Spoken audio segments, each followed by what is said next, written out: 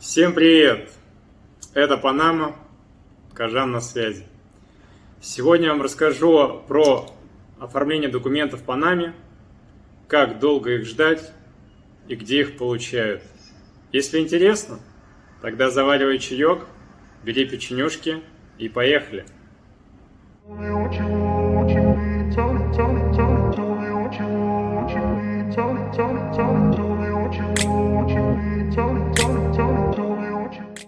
Начнем с самого начала. Что дает паспорт Панамы? Какие его преимущества?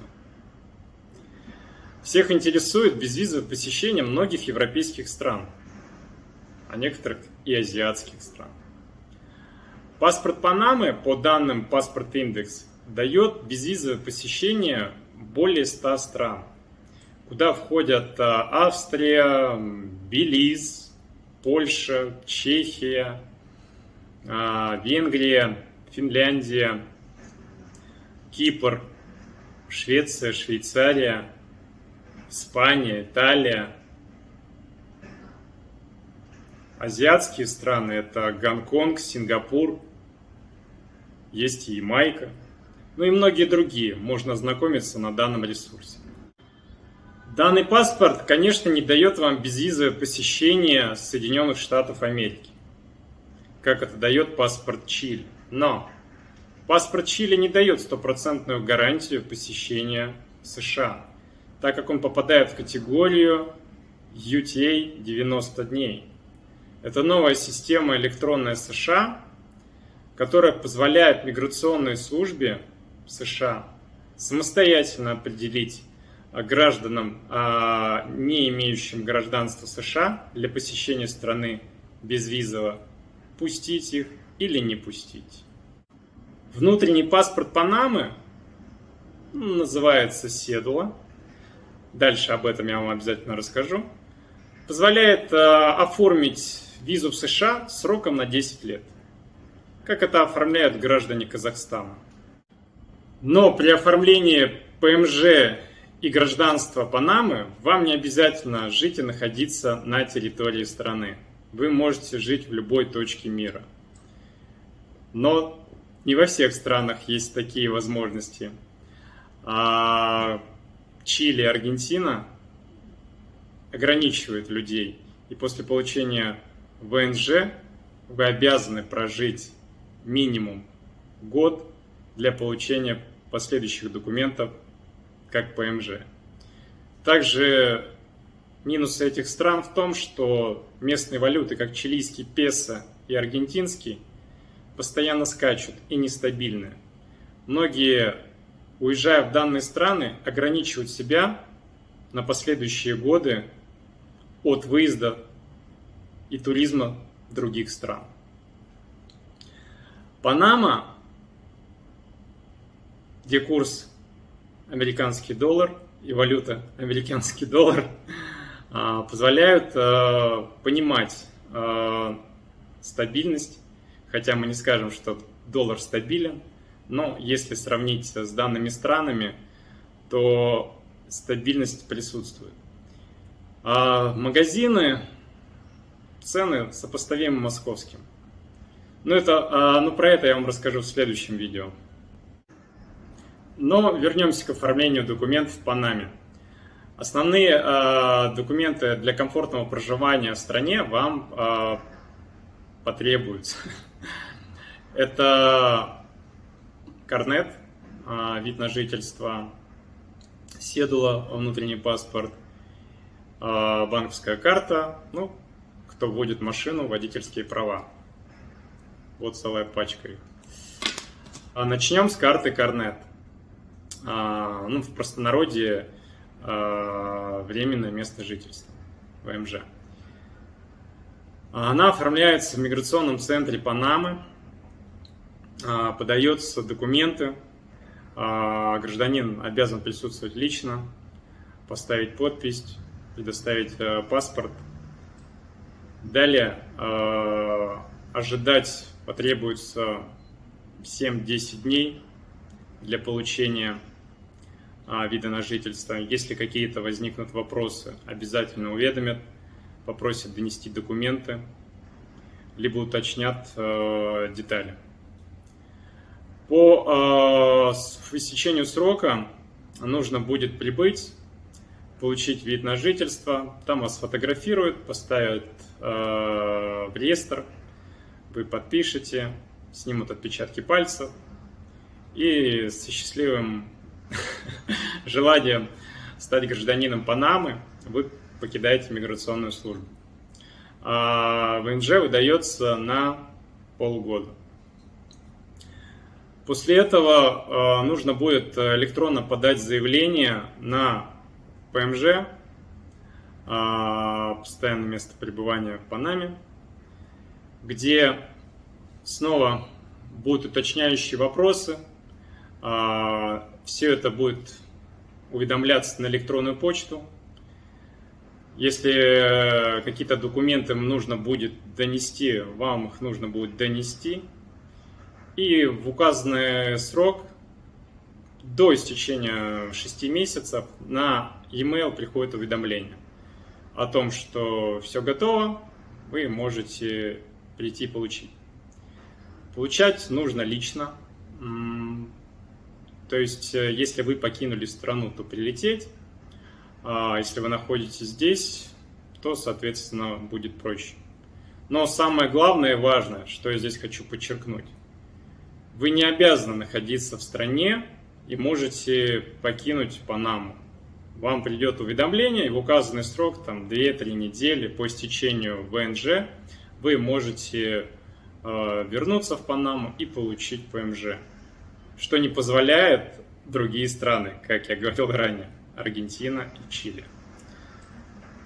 Прибыв по записи в миграционную службу, то есть вы записываетесь электронно на сайте миграционной службы, там все, в принципе, расписано на испанском языке.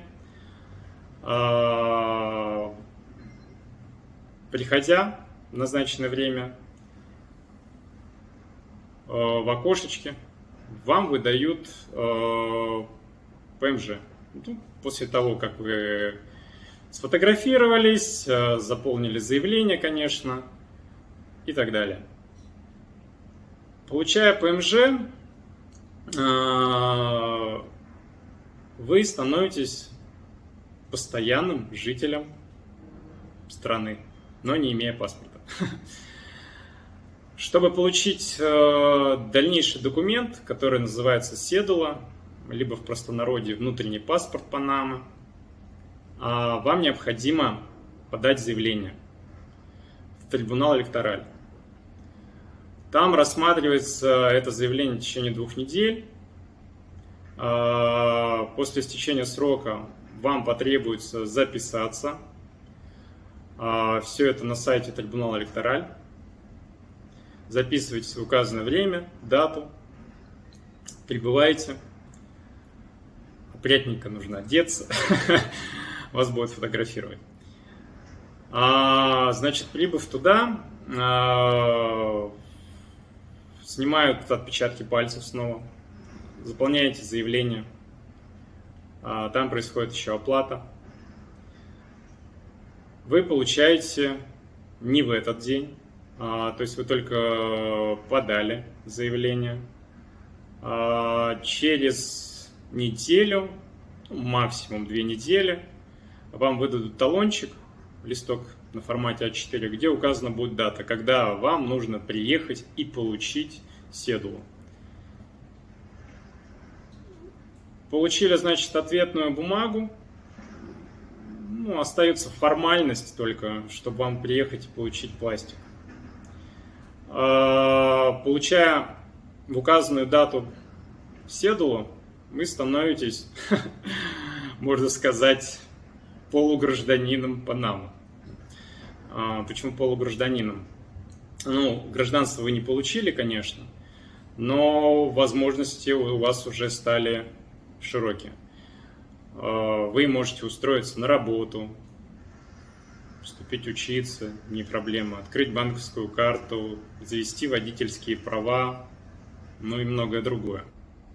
Да, седула выдается на 10 лет. Там потом формально меняется пластик, в связи с истечением срока. И все.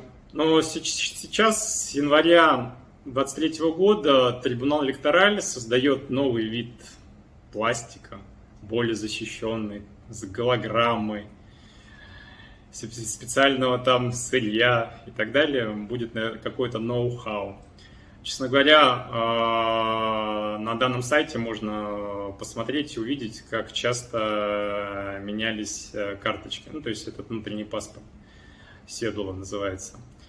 Он раньше был с флагом Панамы, потом изменился другой, сейчас голубенький и так далее. Но пока срок там указан, он действует, конечно, и можно пользоваться. Во всех организациях, там, банках, школах, магазинах показывается этот документ, и этого достаточно. Конечно, очень важно, если вы оформили ПМЖ с надписью «Пенсионат». Что это дает?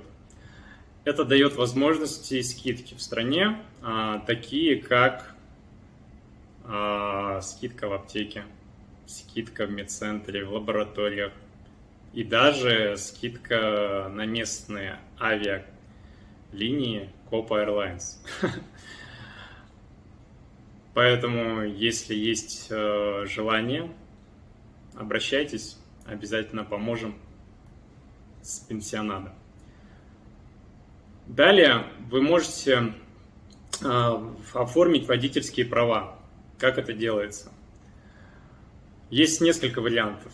Первый вариант – это мы начинаем учить билеты, все это на испанском языке, а потом идем и сдаем.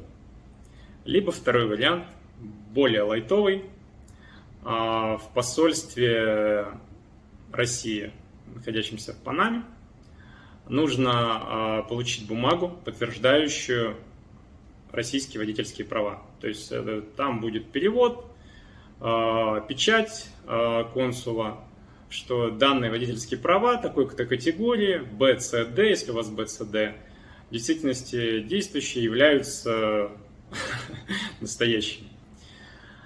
А с этой бумагой нужно обратиться в Министерство иностранных дел Панамы, где они подтверждают, что посольство России подтвердило. После того, как Министерство иностранных дел Панамы выдаст свое заключение, с этим заключением и со своими правами, седулой, с документами, паспортом, мы обращаемся в Сетрасенс. Это отдел выдачи водительских прав. Предварительно мы должны на этом сайте записаться, в указанное время, в указанную дату. Мы туда приезжаем и подаем документы в окошечко. Но самое главное тут, чтобы не кататься 10 раз туда-обратно, нужно сдать анализы. Сдаются анализы крови на резус-фактор обязателен всем. Если у вас категория С, грузовик, и Д, автобус, то дополнительно вам нужно сдать анализ мочи на наркотические и психотропные вещества. Все это рекомендую сдавать в центре Панамы, в любой лаборатории, резус-фактор там 5 баксов, 15-20 баксов анализ мочи. Но также есть лаборатория на территории Сетрасенс, они находятся рядом. Можно там сдать без очередей, но подороже. После того, как с этими документами мы обратились в окошечко, как я сказал, оформляются документы, мы заходим в зал и ожидаем. Ну и в течение часа буквально этот пластик сразу изготавливают и выдают вам. И вы с радостными эмоциями покидаете Сетрасенс, где уже являетесь водителем Панамы. В документах будет указано опять срок действия документа, категория и документ, седула. То есть номер седулы, он в во всех документах будет дублироваться. То есть вас могут попросить, когда вас остановят на дороге, покажите водительские права. Показав водительские права, вы обязаны показать седулу, если вас попросят. Перейдем на следующую категорию получения банковской карты. Я надеюсь, чаек еще не остыл, а если остыл, можно подлить кипятка. Получение банковской карты с 2023 года гражданам России в Панаме становится проблематичнее. В связи с ситуацией, происходящей в мире, действиями, событиями и так далее, банк вправе самостоятельно отказать, либо принять решение, кому выдать. Сколько денег бы вы туда не занесли, хоть чемодан долларов. Есть несколько банков, которые еще выдают карты. Возьмем, например, банк Банисма. Он выдает дебетовую и кредитную карту. Для этого нужно обязательно при обращении иметь седулу, как я рассказывал ранее. Дополнительно к этим документам иметь справку с места работы, где вы работаете. Подойдет справка с территории России. И справку 2 НДФЛ. Все это должно быть синей печатью, после чего сотрудники банка будут запрашивать, уточнять, подтверждать, в действительности вы там работаете, и после этого вам отпишут на электронную почту в течение нескольких дней, что да, мы подтверждаем, можете прийти и получить карту. Карту вы можете выбрать как дебетовую, так и кредитную. Стоимость обслуживания этих карт можно уточнить в банке, они разные. Также рекомендую застраховать свою карточку, там есть абонентская плата. В зависимости от стоимости вы просто выбираете, страхуете $5000, 10 и так далее. И стоимость там в процентном эквиваленте скачет. Почему рекомендую страховать? часто тут бывают ситуации, когда ты заглядываешь на карточку, а денег нет.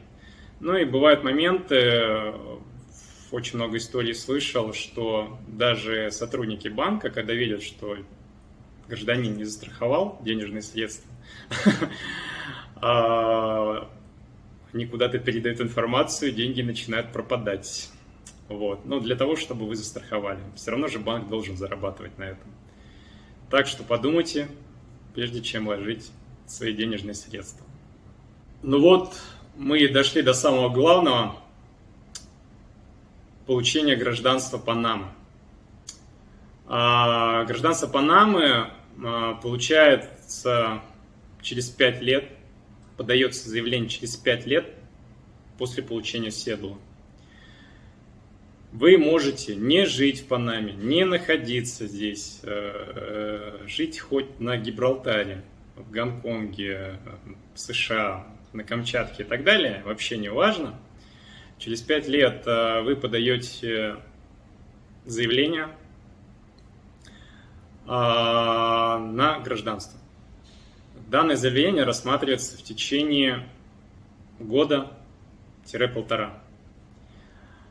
В этот промежуток времени желательно находиться на территории Панамы, потому что могут быть сопутствующие вопросы, могут быть, соответственно, необходимость дополнить какими-то документами и так далее.